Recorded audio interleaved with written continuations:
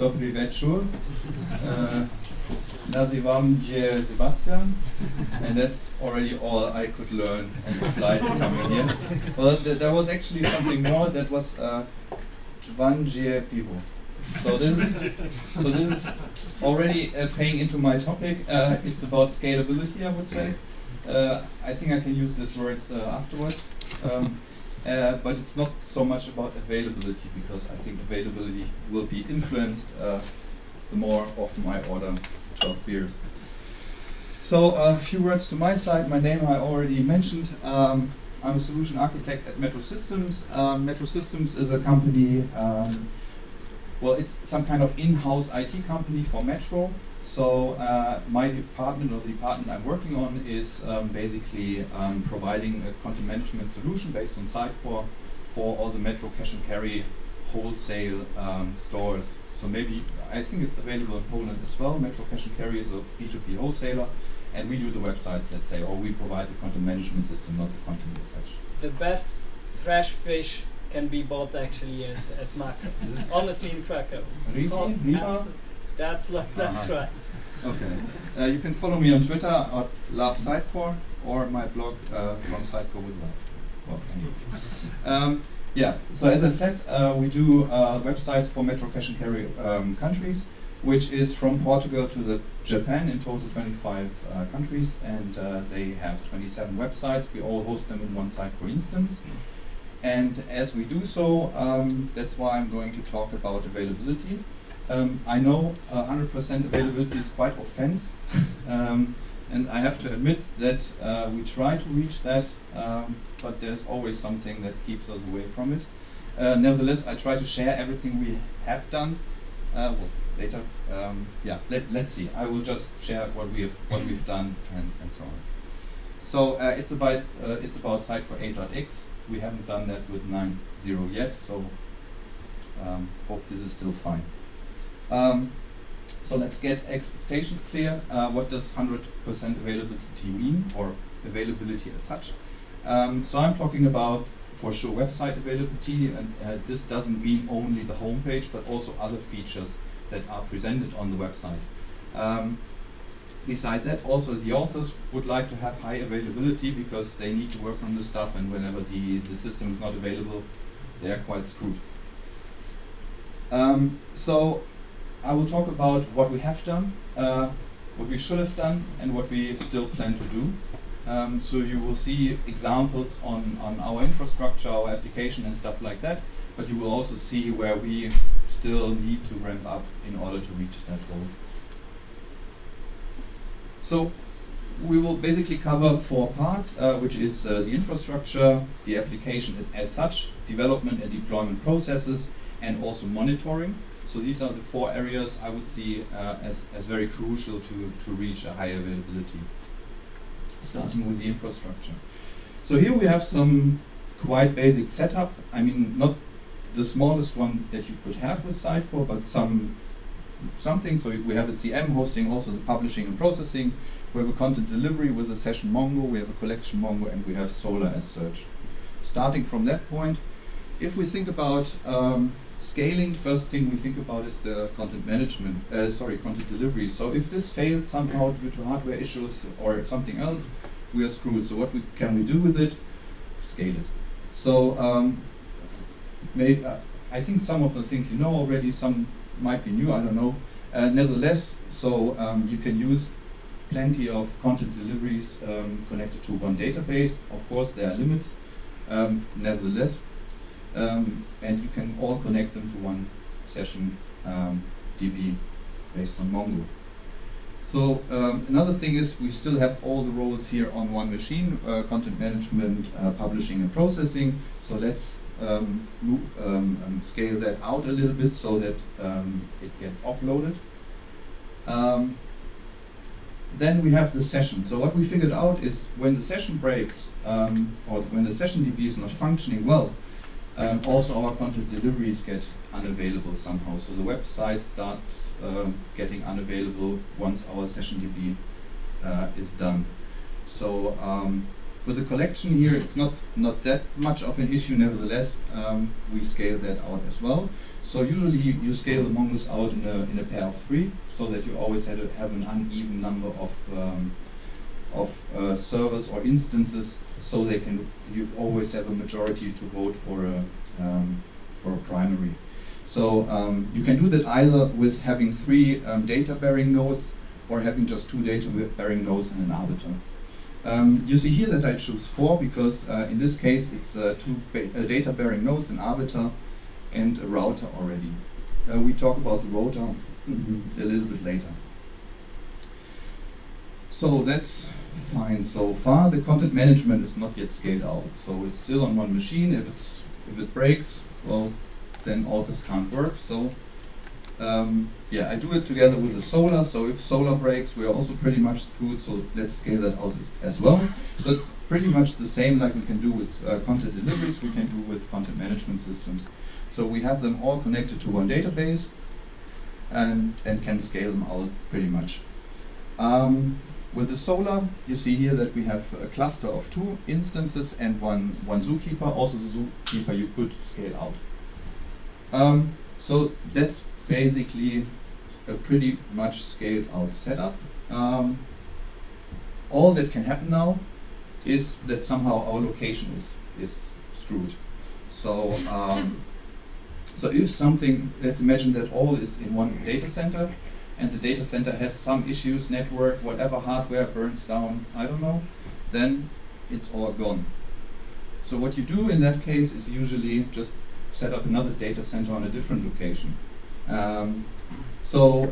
Here we're concentrating more on the content delivery side, so on the website area. The reason why I'm not talking too much about scaling further out the content management is that we haven't found a good way to do so. So having content management in several data centers, I haven't found a solution yet to get that properly working. Maybe some of you know. Nevertheless, what you can see again, content deliveries, a database, sessions for the content deliveries, and a Mongo cluster.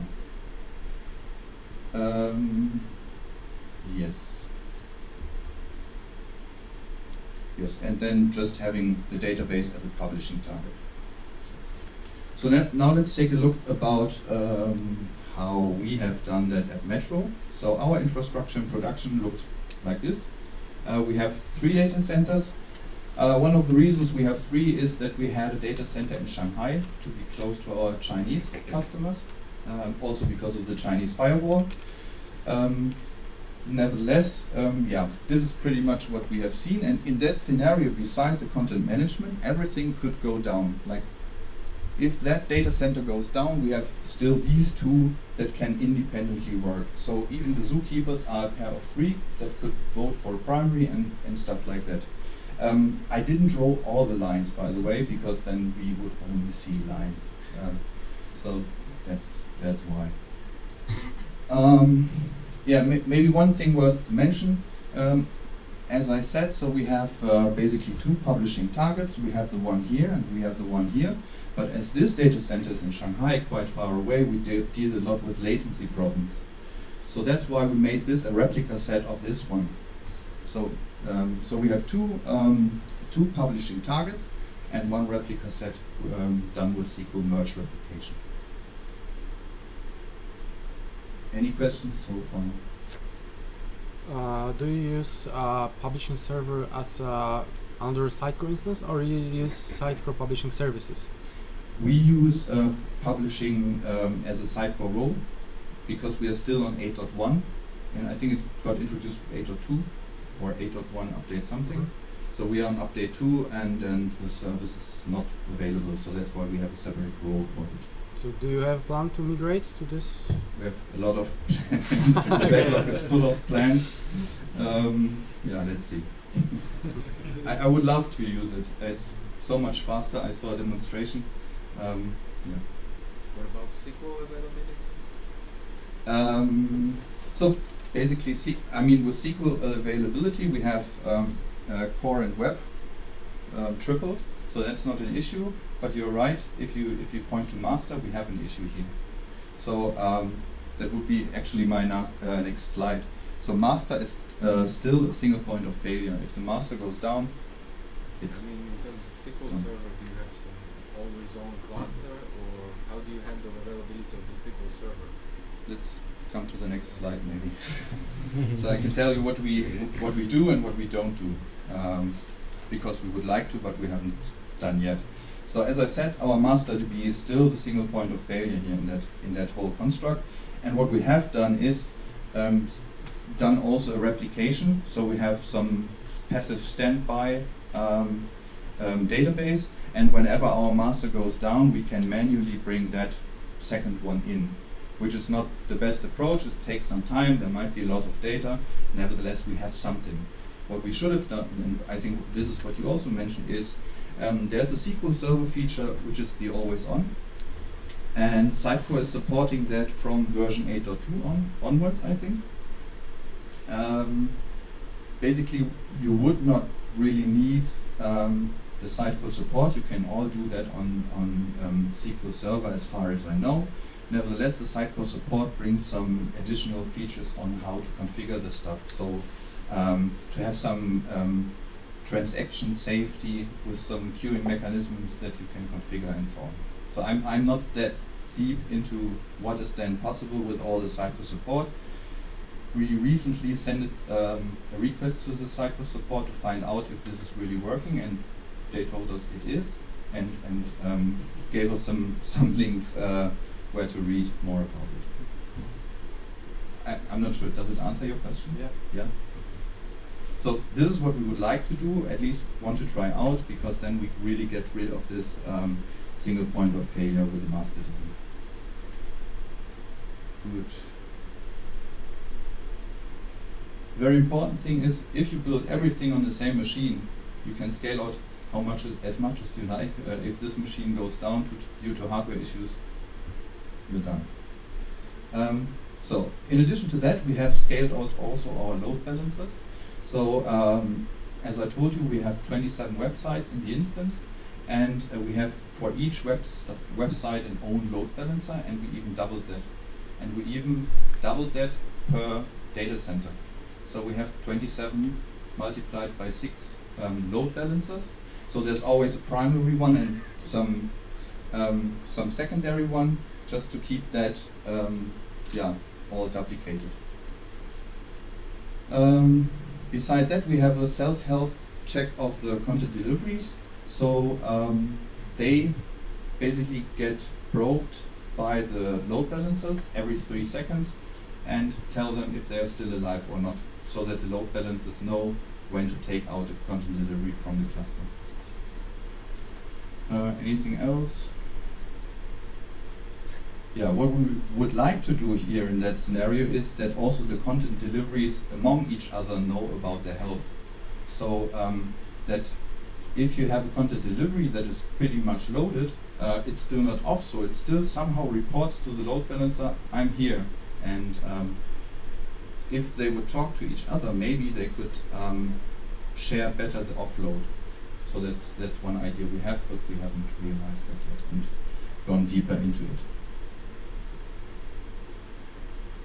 Yes, coming to Solar. So we have built a lot of features on buckets, and we read a lot of data from Solar. So and here we got a lot of issues also, especially when we have to re-index data. What we have done so far is that we build one core per database and per site. So per website we have 3 cores, which is one for the core database, one for the web, and one for the master. This has the advantage that while re-indexing, we only interfere with one site.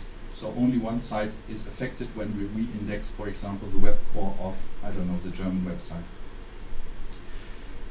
What we should have done additionally is either separating indexes further for all the bucketed features, because we have, for example, a feature for the redirects built on buckets, because we have thousands of redirects per site. So if we have to re-index due to search purposes, also our redirects are gone, which is a problem. So not only our search is affected, but also more features. Another thing that would solve that is using a switch on rebuild functionality, where it does, where the basic idea is that all the cores get doubled, or the cores that you want to have that feature on get doubled, which also consumes double space, but you have some kind of blue-green update. So you have one core still available while the other got updated, and then you switch to the one that got updated and update the other one. We haven't got that yet. We are in process of doing it. Or any questions so far to the infrastructure part?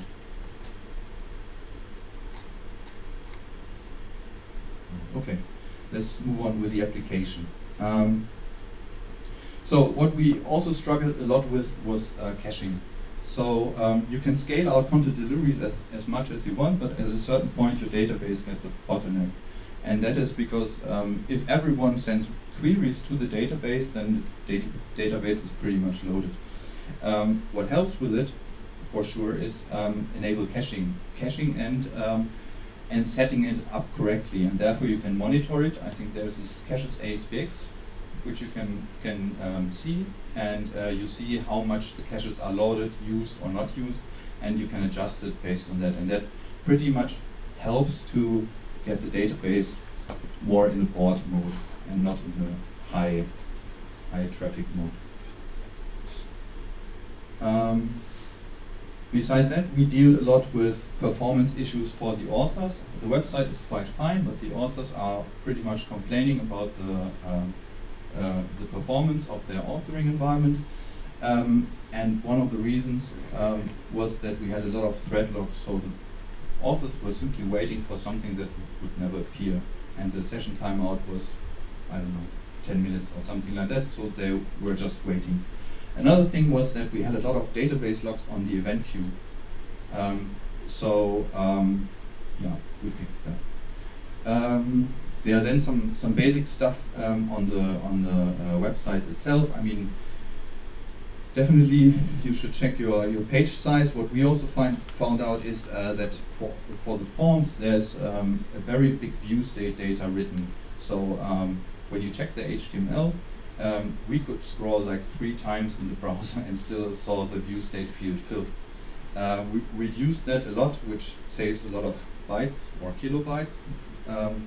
Beside that, there might be different layouts that you have for mobile, desktop, and maybe tablet or whatever you have. So this could also add up something, and I guess compressing images, Minify.js and CSS is quite basic. Yeah. So one other thing that caused troubles on our availability was that the application grew during the years, and I think this is a normal thing when you are in software development. Applications grow, and after a certain time the complexity is so high that whatever you change, it breaks 3 other things. So yeah, luckily Sitecore introduced Helix. I mean, it's not a new software architecture, but they promote it pretty much, and it's also pretty helpful. So by simply managing dependencies from a top to bottom approach, so just having unidirectional dependencies from the highest layer, which is a project layer, could be the website as such, to features and to foundation, you have a very clear structure and a very good maintainability across or along the time you create your software project. So we started to refactor our solution, which has grown for 3 or 4 years, and building basically those 3 layers, creating modules as separate software projects out of it, and yeah, managing dependencies. This is a lot of refactoring work, but I have the feeling that it's pretty necessary, as we do not have the chance to start from scratch. One thing we do not do, but there's no special reason behind it. In the Helix principles, it's mentioned to use Unicorn. We still use TLS. There was no reason to switch. We had bought the licenses we need, so yeah, anyway. Good.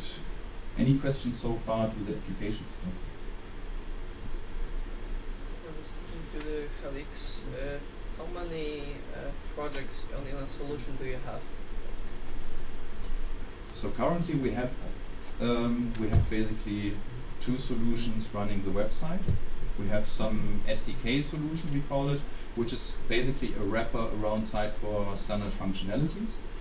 We built that because we had the requirement in the past to build something. It was called in our company freedom in a framework. So our clients should have the possibility in the countries to hire a local agency and build whatever module and plug it somehow into our stuff. So we started implementing that with building an SDK for those. It never happened. Anyway, we still have that solution and we're also using that. So yeah. And then we have the website solution. So it's all in that. And even if we split into the Helix modules, it's still those two solutions. But in the solution, we have not just one project, we have several projects. It's, how many, like 150 or 10? No. So at the moment, I would say we have around 20 projects, maybe something like that, but we started refactoring. Okay. I mean, you would split everything by business feature, and if I count all the business features we have implemented so far, maybe there are 50, or I don't know. Yeah. And I would have another question here. I mean, maybe not related really, but quite important, I guess. Okay. How many developers you have? At the moment, we have a team of around 10 people. And this is, and for how many years are you developing these applications? For 3 or 4. Mm-hmm.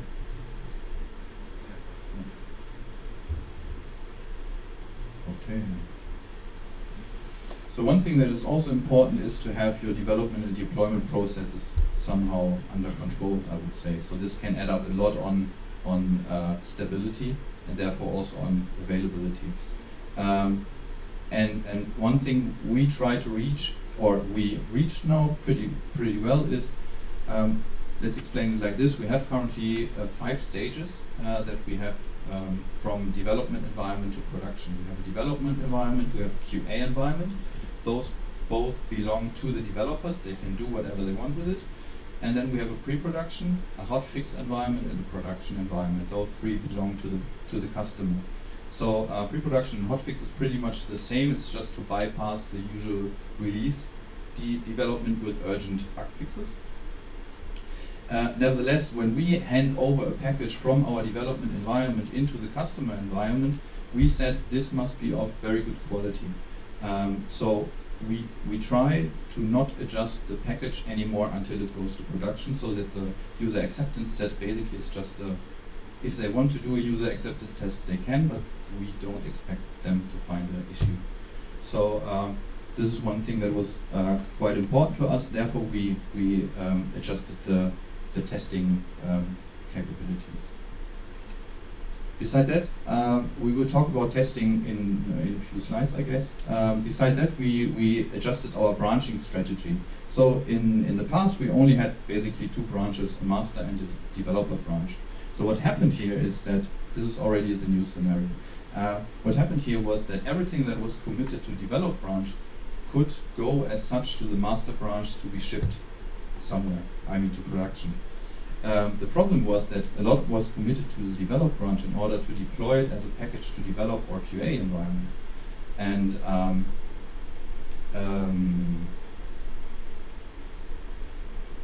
now I'm hanging.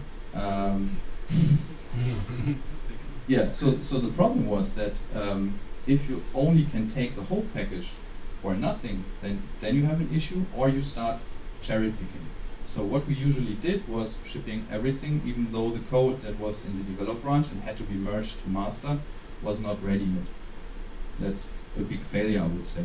So what we did was introducing feature branches. And it looks more complicated than it is, I would say, or maybe you know that already.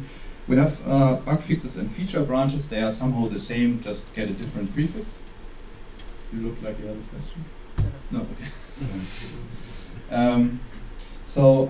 And in addition to that, we have a sprint branch. So the sprint branch is somehow the branch where we can merge everything to, create packages from, and deploy to one of the development environments, either develop or QA.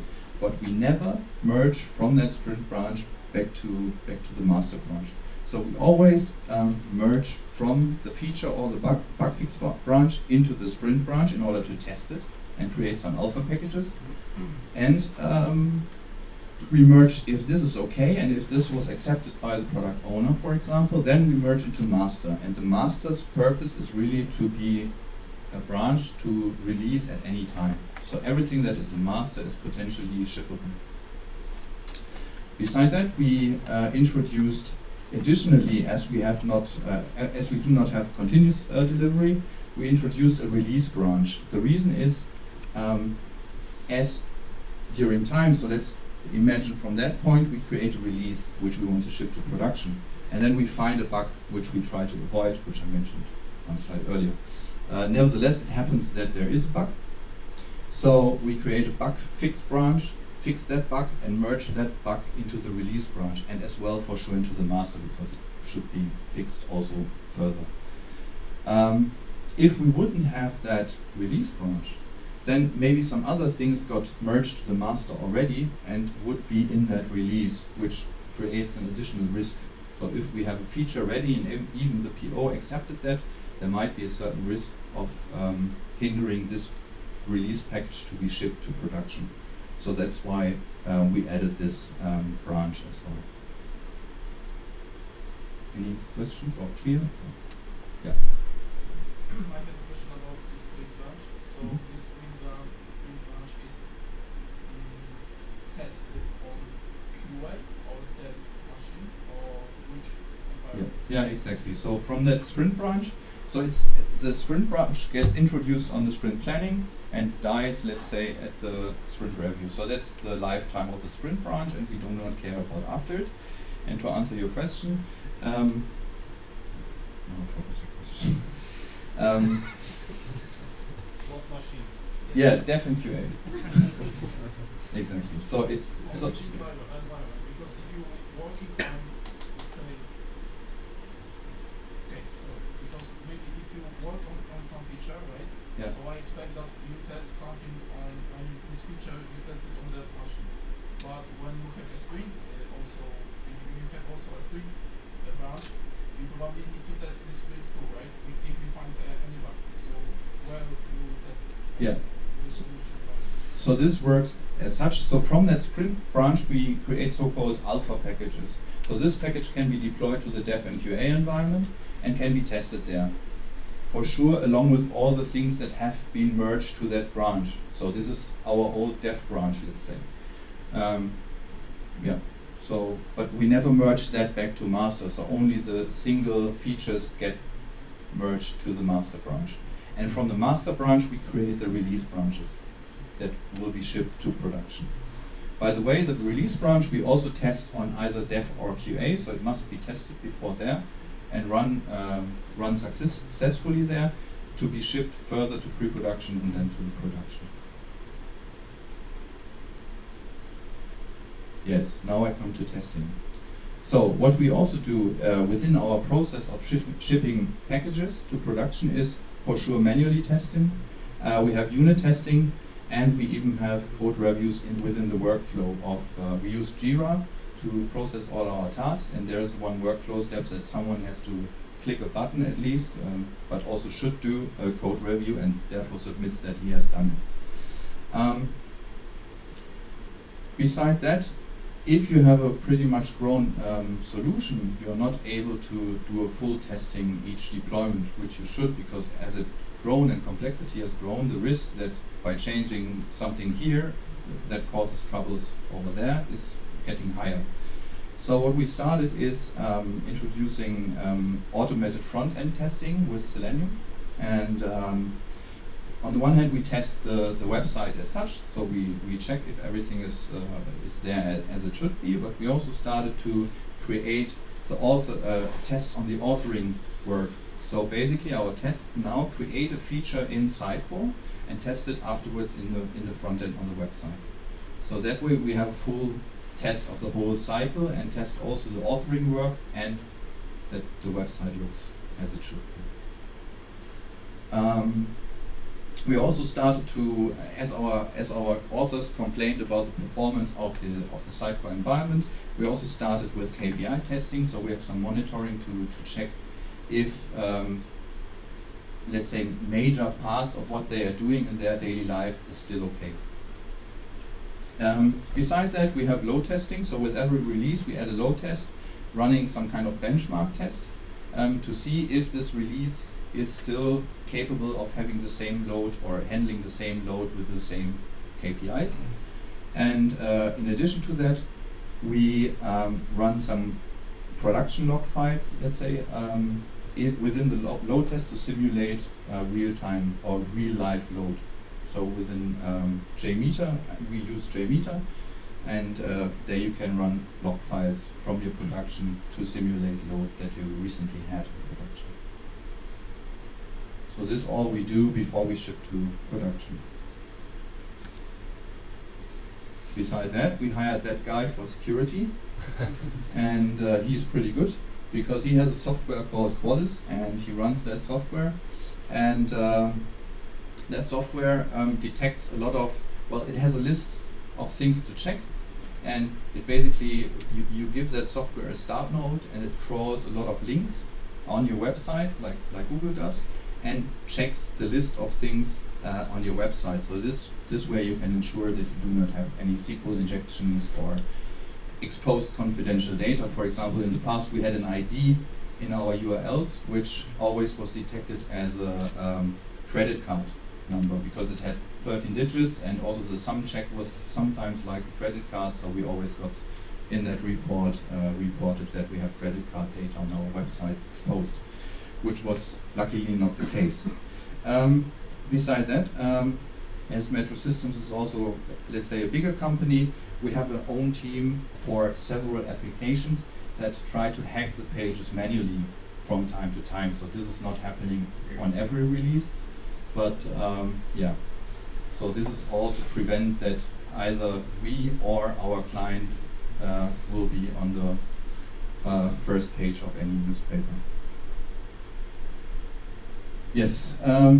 Beside that, to ensure security and monitoring security, we try to implement always the recent Sitecore security patches. Yeah, within your infrastructure, you can already set up a lot, like on the firewall, you can already set it up the way that it prevents for slow post submits, SQL injections, DDoS detection, and so on. To be honest, we don't do that part, but we would like to. There's one example from Cloudflare. Oh well, OpenStack is Stack Overflow is uses a software called OpenFlare. Cloudflare. Thanks. So this is also pretty much of handling that security. So, last but not least. No, yeah. If you talk about 100% availability, well, if you do not have zero downtime deployments, then it will not be 100% availability. So what I'm going to show you is maybe also something that is not new, but it's a process of how zero downtime deployment can be done in a Sitecore environment. I have to admit we do not do it exactly like that, but maybe we should. So what you basically have to do is imagine we have two application servers. Let's say it's the content delivery and then the database.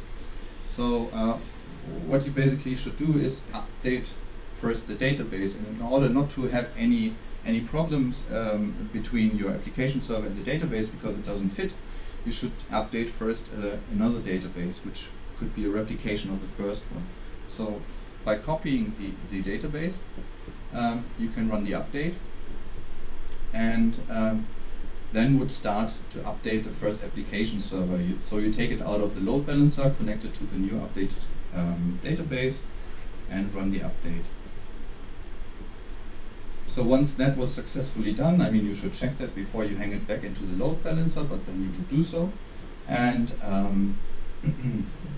then you take the second content delivery server, decouple it from the old database, hang it onto the new database, update that one, and once that was successful, you can hang it back in the content delivery, in the load balancer. So basically, yeah, it's a green-blue deployment. It's nothing special, and you can throw away the other one. Yeah. But that's how a zero downtime deployment could be implemented. What we do is basically we do not care too much about the database. I still wonder why we do not have the issue, but we don't have it, luckily. So we just take out one of the content deliveries or one of the application servers and deploy that one, hang it back in, and so on, and go through the whole chain. By the way, we have a chain of process steps that is executed while deployment, and one of those steps is doing a backup of the database and is a backup of doing all of the file system. This took in total 2.5 hours on each deployment, which was nearly half of the whole deployment time. So what we introduced there was using delta backups. So we anyway take a nightly backup of all our stuff, and just on that deployment we take a delta from that nightly backup, which saves us nearly the whole 2.5 hours, and we shrink down that part to, I don't know, 6 minutes or something like that. So we just have a remaining 2 hours. Yes. One thing I can recommend, and maybe most of you use it already, we use a tool called Octopus, which is basically standardizing, or you can standardize all your deployments. So when you run it on dev, QA, pre-production, and prod, it's always the same. So this way you ensure really that it's basically really testing to be stable on each stage. We also use the same process for every Sitecore role. The process itself knows what to do and what not to do on each role. Monitoring, last chapter of my presentation. We use an uptime monitoring. So every website, in those cases the homepage, is pinged or is called, and there's a string in the website, which is basically an HTML comment that is probed at the end. So we use a tool that is called Pingdom, and it pings our websites from any location on the world. And if it finds this string on the response, then everything is fine. It will show it as green in that graph.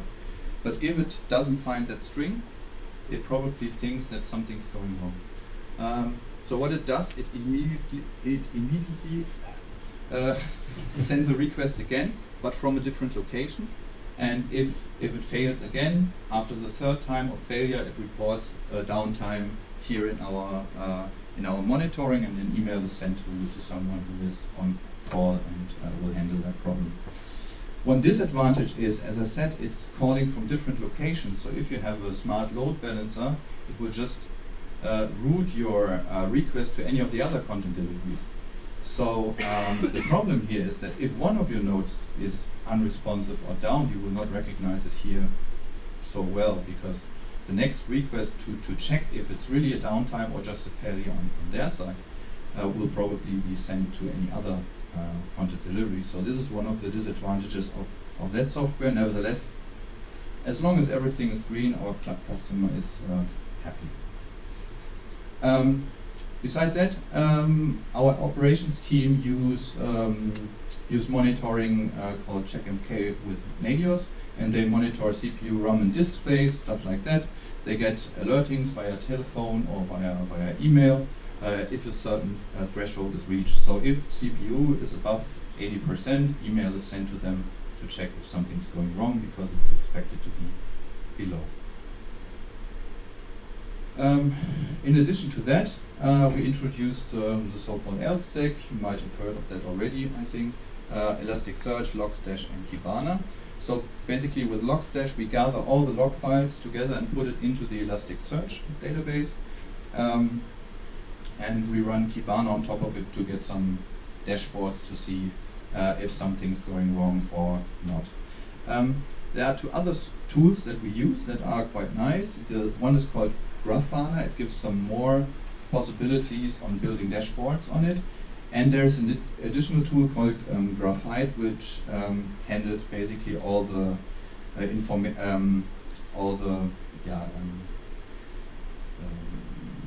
all the informations that are sent out to the operations teams. So sending via Slack, via email, via phone, stuff like that. So this Graphite is quite strong in doing this. So, and with all the monitoring, you can also inspect and adapt, because once you have your system monitored and under control, let's say, you see what is failing and you can improve on those steps. Yeah. So there's a lot that could be done. The good thing is we do not have to do everything. We also don't do everything, but as I said, we also do not have the 100% availability, sadly, even though we tried a lot to reach it. But there's always something, I don't know, kicking our asses. So that's all so far. And now it's just your questions between us and Mobile. I have a question Yeah. about the deployment process. You mentioned that it takes like hours. Yeah. And there's like it's not surprised because there's like a lot of servers there. And my question is, how much of this deployment stuff is done manually, and how much is taken by the Octopus and the automated process? Okay, so there's nothing done manually anymore. Okay. So the whole chain is that we build a package through TFS. It creates a NuGet package and puts it on some server. And Octopus, or in Octopus, you say, I want this package on this environment. Mm-hmm. So and you just choose the stage basically. You say, I want it on dev, QA, pre-production, prod, wherever. So this is all that is done manually, choosing a package and hitting the button. All the processes are implemented fixed and can be changed, but usually they are not. Okay, so by the package you mean code and the package with the items, or it's like Yes. a separate? Okay, so so the work of disconnecting the database. Okay, this is something to do. Okay. Yeah.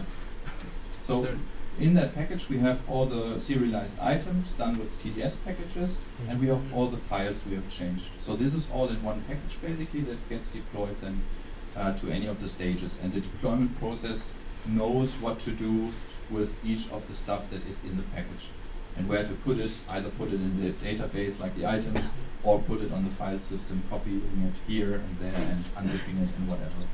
Okay, and how similar are the staging environment to the production? Basically, if I could go quickly back.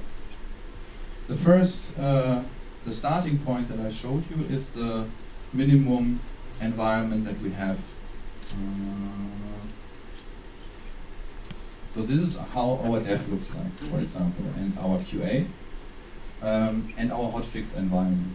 The pre-production is already not like this, so you can strike out one server here and one server here.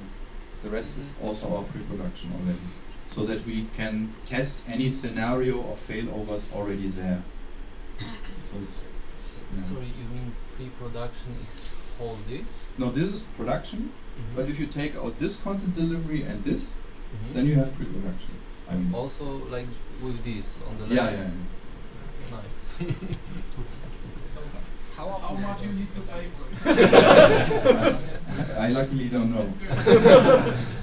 So the cheaper part definitely is use chapter 2 of the presentation to tweak on the application itself and not like How many Sitecore licenses you have? you can count now. I'm happy to introduce a publishing service to get rid of one or use it for something else. Yes. How often do you go to production? All 2 weeks. Okay. Do you have a formalized CR process as well? Sorry? CR, change request process. Do you have it formalized? Do you have to have since it's a big org Yeah. metro group, do you have to get VP approval to go into prod, so on and so forth? Not anymore. So in the beginning it was that we needed an approval from the stakeholders, so basically the countries, but as they were quite unresponsive, we just said, okay, if you don't say something until that point of time, we deploy. How did you build that business case? I mean, how did you build that business case to actually persuade them not to be part of the process? We just sent them an email to inform them. And they were unresponsive as the time before, so that's how we got. Okay. Automated email. Yes. How do you update, for example, content items on production environment? Content items. Yes. I mean, you mean If something new was templates changed or- based on new functionality. We deploy the TDS package into the database, so then it's available in the master database. But you have some a lot of branches like bug fixing, like new features. Ah, okay. Here we are. So what happens is that once a bug fix or a feature is accepted by the product owner, so it's shown, it's tested, it's all fine, we merge it to master. So and in the master branch, everything that goes there up to a certain point, like 2 weeks are over, we build a new release and start shipping it. Does that answer the question? I'm not sure. Yeah, I see. Do you have any rollback plan for the content? For the content of the authors, no.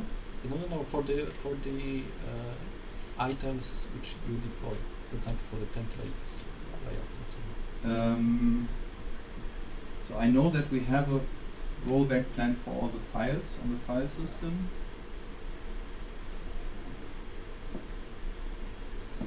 I think we don't have. So we either pick them out manually if necessary, or if they don't hurt, we just leave them there. I mean, if it's a new template, for example, just leave it there. If it's a new field, let's decide if we have to take it out or not. Yeah.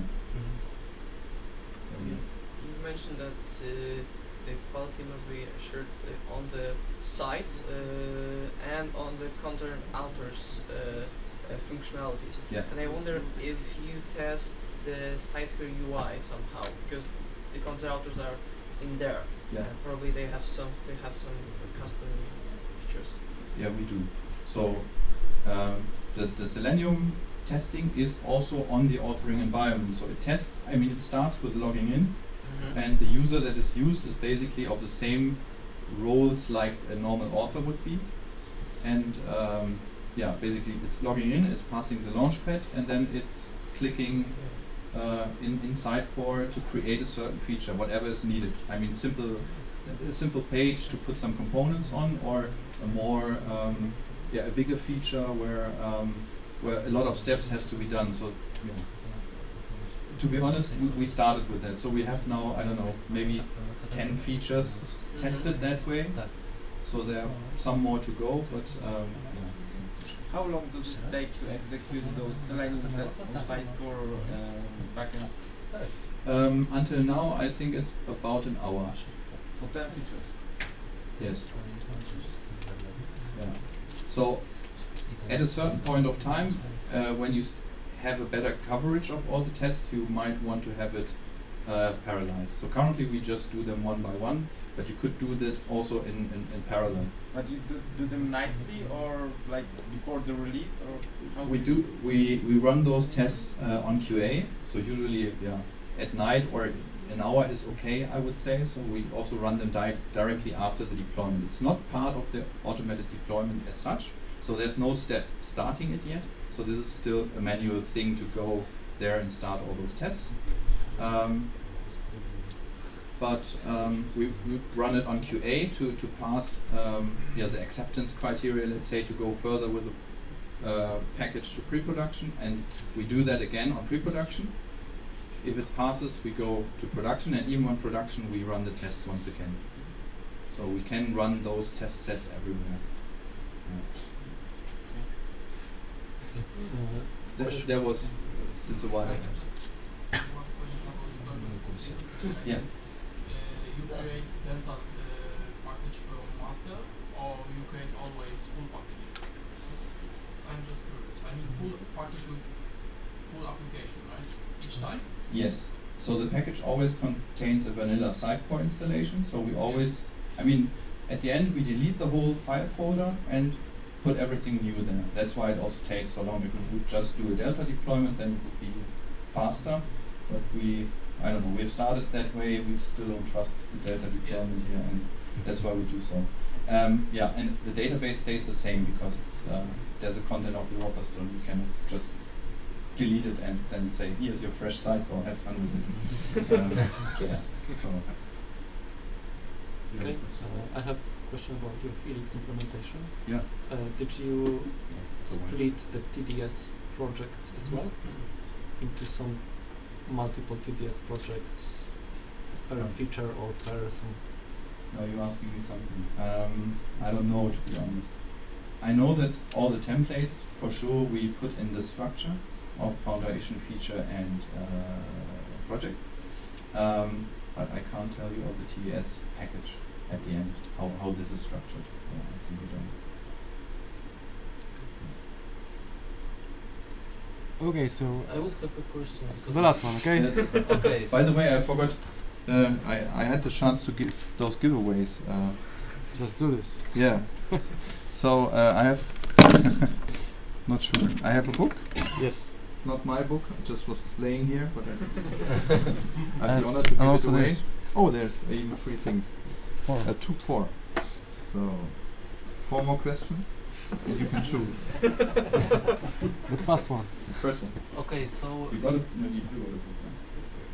Huh? okay, you showed on the slide, and you told us that you had some performance problem related to DB logs and also thread logs. Yeah. And I'm curious how you managed to track these logs and what were the scenarios Yeah. to lead to that logs. I don't remember. I just remember that we had pain with it, but I forgot But about do you that. remember the version of the Sitecore? I'm curious because I was lucky enough to work with Sitecore 6.6 and we had a lot of such like performance problems with it, especially for content authors. Yeah. And even because of that, we needed to restart content management environments from time to time. Yeah. And we weren't able to track it, so I'm just curious. So, if I remember correctly, the majority of those issues occurred in 7.02. That was the Sitecore instance we started with, or Sitecore version. If we had it still with 8.1, I don't know. So it definitely was an issue in 7.02. And I would have to invent something to explain how it wouldn't be valuable. But anyway, great presentation. Really. Oh, thank you. So you can, as you have a book already, you have this Sitecore fidget spinner. Actually, I have a cup and book already, so I can have this spinner. Perfect. Congratulations.